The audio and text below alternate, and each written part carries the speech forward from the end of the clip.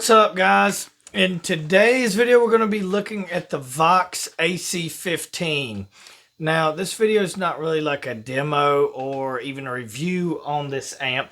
It's more of to kind of give you the reasons of why I chose this amp to be the amp that I use with my band that I gig with.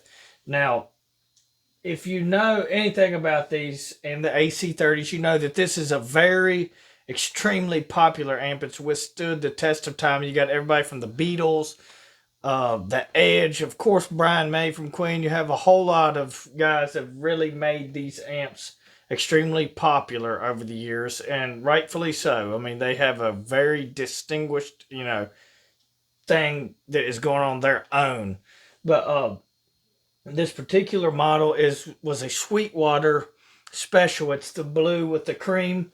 But I'm going to give you 5 different reasons of why I chose this amp, and maybe this video can help you in choosing an amp to see if, hey, is this amp the one for me, for my application that I'm looking to use this amp with?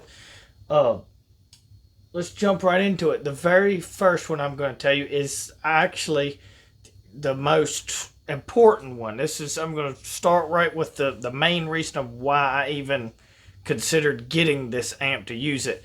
My rhythm guitarist and singer in my band, he uses a Fender Deluxe Reverb, and as you know, they have a very, very iconic sound themselves.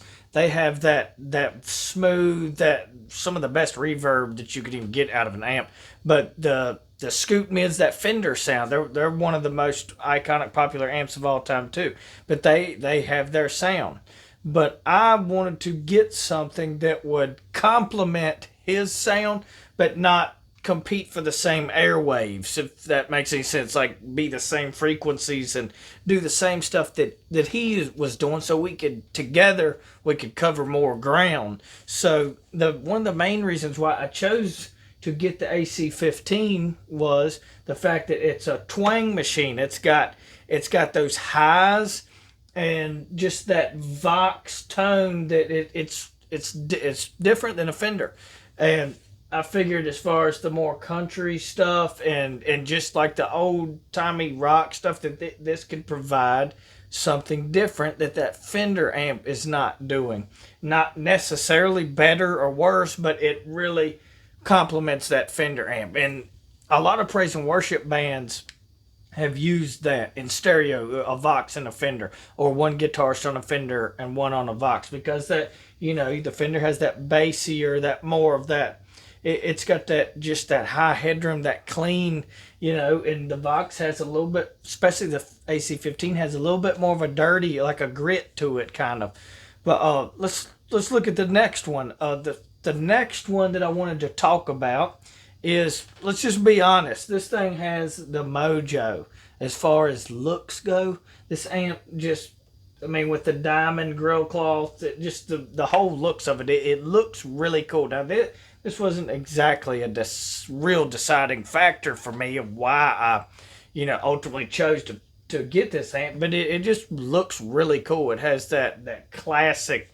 I mean, it just, when it's on the stage, it really, it looks unique. It stands out. Another one I want to talk to you about, the third reason why I like the AC15 or chose to buy it and use it, is I also have a 30. I have an AC30, and that thing is awesome, but it's heavy. It weighs like 75 pounds or something. And to be frank with you, and a lot of these gigs and venues we're playing at, that it's just too loud. It's too much, and it's obviously too heavy to tote around. So this one was more in the ballpark of with his Fender Deluxe Reverb. It's right on that. It's got the 112, and it's plenty loud enough. I mean, this thing still, even with just the 15 watts, with the way it is voiced, can still, if you crank this thing, it's in a room like this, even like this little studio here, it's almost deafening because of the highs and stuff. I mean, it's in a way, it's harder to handle than like a Marshall stack with that warm sound that you get from a Marshall. So I mean, it is extremely loud. It's more than enough loud as far as most of the little venues and things that I play at where I'm using this amp.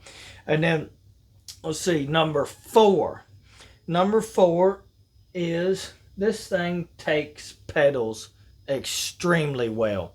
I mean, it is an awesome pedal platform, and most people that use these amps, they know that. You know, if you're a pedal guy, you like your overdrives, your distortions, things like that. A lot of people, there's an argument about are they good with fuzz or not. I don't personally really use fuzz myself, but it just really it has a really good uh, tolerance for certain pedals. I mean, it just takes them really well, and it really, the way the tubes are, it just really sounds great. You know, you can dial in some great tones with it. It's some very classic. I mean, some of those iconic tones and sounds that you think of, like old '70s, like not full out hard rock, you know, but like even up through like the '80s, like REM, the Edge from U2 used, you know, the Vox, and they're just their own deal. But the way they take pedals is just amazing. It's awesome. And that brings me to the last one, which is actually the other most important one. Actually, is the price for these amps. Now that Fender Deluxe Reverb, I mean, you're looking for what, $1,700-$1,800 for that amp, brand new, and this amp you can get for $800, and I actually got it for like either 550 or 600. I can't remember now. It was last year, and it was like 200 or 250 off. So I paid like roughly $600 for this amp. So when you're talking about boutique amps like the Morgans and like the Dr. Z's, the ones that emulate this amp, you know, that you know, you're looking at way up there, 2000s and stuff. But as far as an iconic tube amp that is right there with the Marshall Plexis, the Fender Deluxe Reverbs, the stuff that, you know, you hold it kind of high regards of, you know, what really carved out rock and roll and blues and stuff, country over the years. You know, I put these right up there with it, and the price on these is just way down, and it's just you know, way more an easier, affordable, entry level kind of amp. And if you look on your Facebook Marketplace or Reverb or anything, you can find these things for $400 or $500 even. And to me, that, I mean, it's a fraction of the price of, say, a Fender Deluxe Reverb. But they're just really cool amps. I mean, you can do country stuff. You can do basically anything. I mean, even if you wanted to do metal, you could throw on a distortion pedal on there, and you can do it. But where this amp really shines at is that chimey Vox sound that we all know and love. But that's just a little glimpse into my thought process of why I use this amp, why I chose to gig with this amp, because you know it's a great sound. But those are the main reasons why I chose to specifically purchase this amp for a purpose and use it. This, you know, wasn't an amp I had around the house. I was just, oh, let's just gig with this. You know, I had a very specific purpose when I bought this amp. And in a metal band as a teenager, you know, I used the Mesas and stuff and Marshall, so I was more of a high gain kind of guy. But over the recent, you know, the past years here, I've gotten more into a little bit more, you know, different kind of exploring different tones and how to get other iconic sounds that I wasn't really that great at getting, like the more of the, you know, the not fully gained up, but not fully clean. You know, as a young teenager, you know, you're learning Metallica riffs, and you have that, you either had the clean chorus, or you know, like in One or something, some of the clean picking, or the full out, you know, the heavy stuff. So that was, at the time, you know, that's what I was looking to do. But over the years, you know, I've tried to broaden my horizons and get out of that box kind of. But the kind of music my band plays, this amp just really, really pins it down. And I like to use the telly with it mostly, but the PRS, you know, any guitar, you can tweak this thing and it's awesome.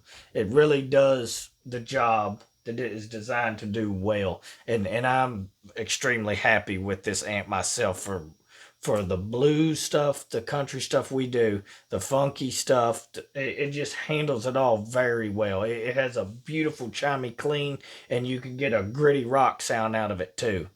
But let me know what you think of this video in the comments. Let me know if you like the Vox sound, if this is one of your favorite amps, if you are, you know, maybe you're a Fender guy.